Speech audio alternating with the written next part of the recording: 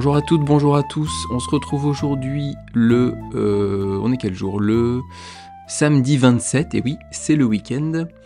Samedi 27 décembre 2025. Je vous souhaite la bienvenue dans le Français c'est facile avec Adrien. Et aujourd'hui, on va parler d'une nouvelle fable de La Fontaine. On va étudier une fable qui s'appelle Le loup et les brebis. Alors cette fable, elle est assez longue, donc on va la faire en 2 épisodes. Je vais d'abord vous lire la fable en entier, comme d'habitude. Ensuite, je vais vous expliquer phrase par phrase, ligne par ligne, les mots compliqués. Et je vais surtout vous expliquer le sens de la fable, le sens des mots, le sens des phrases. Ensuite, je vous relirai la fable à vitesse normale, comme si je la lisais à des Français. Et enfin, une version plus facile que j'ai réécrite de la fable pour que vraiment vous puissiez tout bien comprendre. Alors on va commencer sans plus tarder avec cette fable de La Fontaine qui s'appelle Le loup et les brebis. Après 1000 ans et plus de guerre déclarée, les loups firent la paix avec les brebis. C'était apparemment le bien des 2 parties, car si les loups mangeaient maintes bêtes égarées, les bergers de leur peau se faisaient maintes habits. Jamais de liberté, ni pour les pâturages, ni d'autre part pour les carnages. Ils ne pouvaient jouir qu'en tremblant de leurs biens. La paix se conclut donc. On donne des otages. Les loups, leurs louveteaux, et les brebis, leurs chiens. L'échange en étant fait aux formes ordinaires et réglé par des commissaires. Au bout de quelque temps que messieurs les louvats se virent loups parfaits et friands de tuerie, ils vous prennent le temps que dans la bergerie, messieurs les bergers n'étaient pas, étranglent la moitié des agneaux les plus gras, les emportent aux dents, dans les bois se retirent. Ils avaient averti leurs gens secrètement. Les chiens, qui sur leur foi reposaient sûrement, furent étranglés en dormant. Cela fut sitôt fait qu'à peine ils le sentirent. Tout fut mis en morceaux. Un seul n'en échappa. Nous pouvons conclure de là qu'il faut faire aux méchants guerre continuelle. La paix est fort bonne de soi, j'en conviens, mais de quoi sert-elle avec des ennemis sans foi? Alors, on a fini, ou plutôt j'ai fini de lire la fable. Est-ce que vous avez compris le sens? Est-ce que vous avez compris des mots? Déjà, si vous avez repéré des mots que vous comprenez, des verbes, des formules que vous avez compris, c'est super. Je ne vous demande pas de comprendre le sens complet de la fable. Sinon, je ne servirai à rien. C'est une fable compliquée, il y a des mots compliqués, il y a des tournures de français qui sont anciennes, et c'est pour ça que je vais tout vous expliquer maintenant. La fable, vous pouvez la trouver sur Internet, vous tapez le loup et les brebis, et comme ça vous permet de suivre ligne par ligne ce que je vais vous expliquer. Vous pouvez aussi la retrouver sur mon site Patreon, où vous pouvez vous abonner.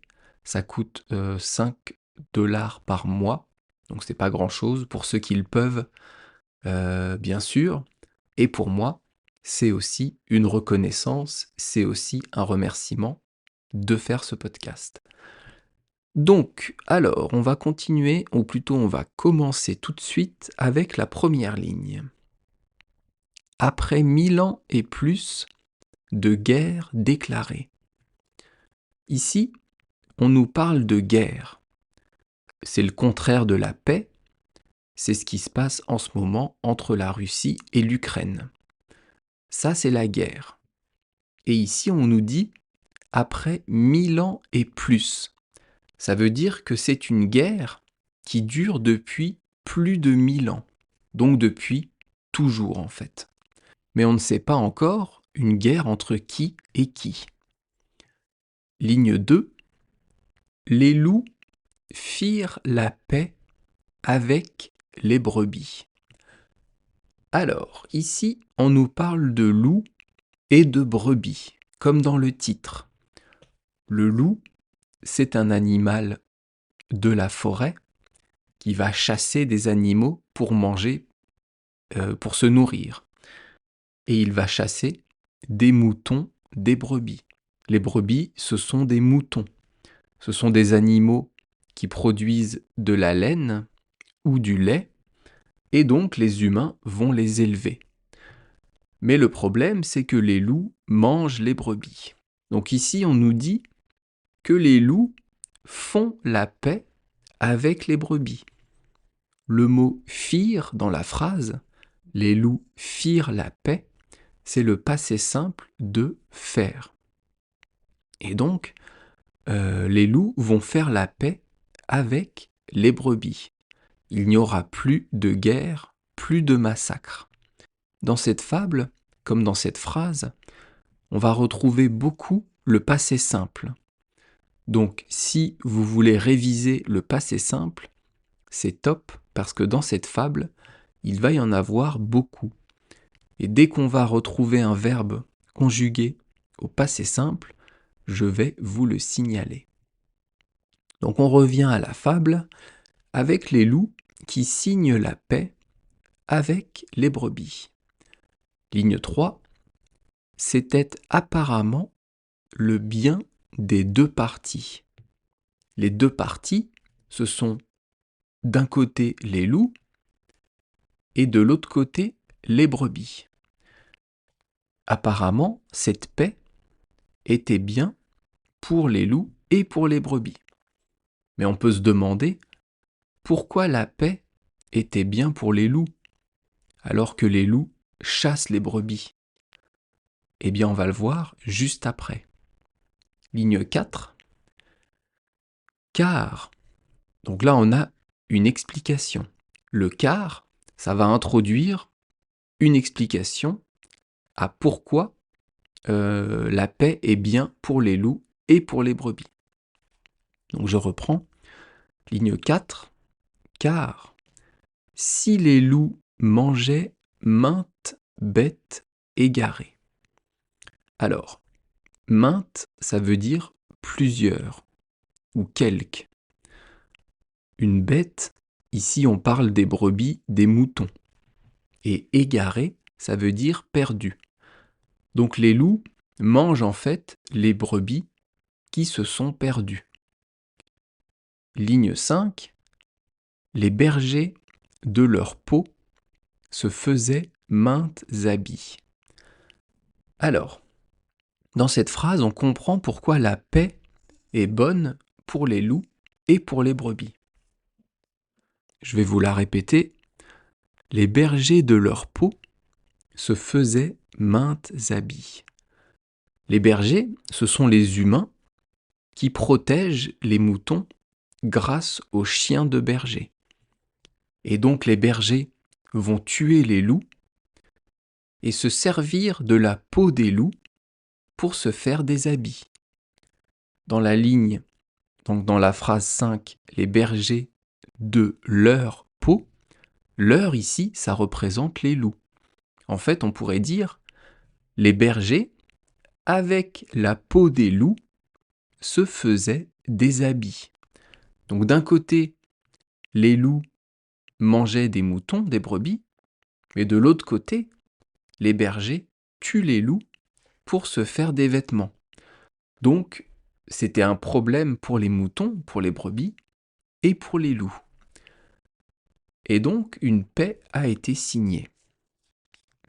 Ligne 6. Jamais de liberté, ni pour les pâturages. Et ligne 7. Ni d'autre part pour les carnages. Donc ici, dans la ligne 6, on a jamais de liberté, ni pour les pâturages. Les pâturages, c'est quand les brebis, les moutons ou les vaches, en tout cas les animaux, vont manger de l'herbe dans les prés. Donc, quand les brebis allaient manger de l'herbe, elles n'étaient pas tranquilles parce qu'elles avaient peur de se faire manger par des loups. Elles n'avaient pas de liberté. Et ligne 7, ni d'autre part pour les carnages. Les carnages, c'est quand on va massacrer quelque chose. Les loups massacraient les brebis. Les loups tuaient les brebis, mais ils n'avaient pas non plus de liberté parce que les chiens de berger faisaient la chasse aux loups avec les bergers. D'un côté, les brebis ne pouvaient pas manger tranquilles dans les prés par peur des loups, et de l'autre côté, les loups ne pouvaient pas manger les brebis tranquilles par peur des humains, par peur des chiens. Et donc on a un résumé dans la ligne 8. Ils ne pouvaient jouir qu'en tremblant de leurs biens. Ici le mot jouir, ça veut dire profiter. Donc les loups et les brebis ne pouvaient profiter que en tremblant, donc qu'en ayant peur. Les loups pouvaient manger des brebis, mais avec la peur de se faire tuer par des chiens. Et les brebis pouvaient manger de l'herbe dans les prés, mais avec la peur de se faire tuer par les loups. Donc la famille des loups et la famille des brebis ont fait la paix. Ils ne se font plus la guerre, ils font la paix. Ligne 9. La paix se conclut donc. On donne des otages. Donc comme je vous le disais juste avant, la paix est signée entre les loups et les brebis. Pour garantir cette paix, on va donner dans les deux camps des otages. Un otage, c'est quelqu'un qui est capturé et qu'on va garder pour garantir la paix, pour que la paix soit durable, qu'elle dure dans le temps. Et donc on va voir à la ligne 10 quels otages vont être donnés dans le camp des loups et quels otages vont être donnés dans le camp des brebis. Ligne 10. Les loups, leurs louveteaux, et les brebis, leurs chiens. Donc les loups ont donné les louveteaux. Les louveteaux, ce sont les petits loups, les bébés loups, les enfants. Donc la famille des loups a donné les petits loups, les enfants loups, aux brebis, aux bergers, pour garantir la paix. Et les brebis, elles ont donné les chiens. Elles ont donné les chiens de berger qui les protégeaient, pour aussi garantir la paix entre les loups et les brebis. Ligne 11. L'échange en étant fait aux formes ordinaires. L'échange, c'est quoi? C'est l'échange d'otages. C'est le moment où les loups vont donner leurs enfants et les brebis vont donner leurs chiens. Ici, on nous dit que cet échange a eu lieu aux conditions normales, aux formes ordinaires, comme un échange dans une paix classique. Et ligne 12, est réglé par des commissaires. Un commissaire, c'est quoi? En français moderne, c'est un inspecteur de police qui va enquêter sur une affaire. Mais ça peut aussi être un commissaire de justice. Ici, dans la fable, c'est quelqu'un qui va être présent lors de la signature de la paix pour garantir que tout se passe bien. Donc là, on parle de loup et de brebis, mais en fait, comme dans toutes les fables de La Fontaine, on parle d'humains. Évidemment que les loups ne signent pas de paix avec les brebis. D'ailleurs, les loups ne signent rien du tout parce qu'ils ont des pattes et qu'ils ne réfléchissent pas. Mais en fait, La Fontaine veut à chaque fois faire passer des idées aux humains à travers les animaux. Donc ici, on nous dit que la paix, l'échange, comment ça s'appelle ? L'accord de paix qui est conclu entre les loups et les brebis va être vérifié et va être réglé par des inspecteurs. Ça va être contrôlé. Donc il n'y a pas de problème possible. Ligne 13. Au bout de quelque temps que messieurs les louvats... Alors ici, on va aller un peu plus dans le futur, parce qu'on nous dit au bout de quelque temps. Et après, messieurs les louvats. Les louvats, ce sont les petits loups. Ce sont les bébés loups, mais apparemment, qui ont grandi, puisque c'est quelque temps plus tard. Et qu'on nous dit ici, messieurs les louvats. Quand on dit monsieur à quelqu'un, c'est que c'est un adulte. Et donc, ligne 14, se vire loup parfait et friand de tuerie.